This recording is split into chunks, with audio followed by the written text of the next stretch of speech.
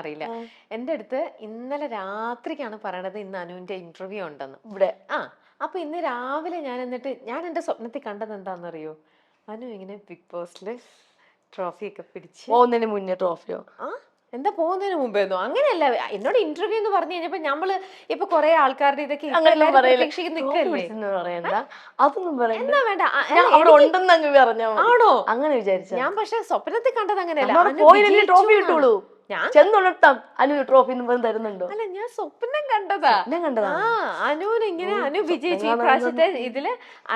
Anu winner എന്നും പറഞ്ഞുകൊണ്ട് ലാലേട്ടൻ ഇങ്ങനെ പറയുന്നത്.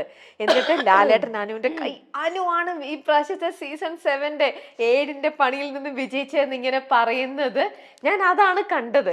അങ്ങനെ ഞാൻ വിൻ ചെയ്യണമെങ്കിൽ അന്ന് വിൻ ചെയ്ത് ഞാൻ എവിടെയാണോ ഷൂട്ട് എന്നൊക്കെ അറിയില്ല, അവിടുന്ന് ഞാൻ കൊച്ചിയിൽ വന്നിട്ട് ഞാൻ ചേച്ചിയുടെ വീട്ടിൽ വരും.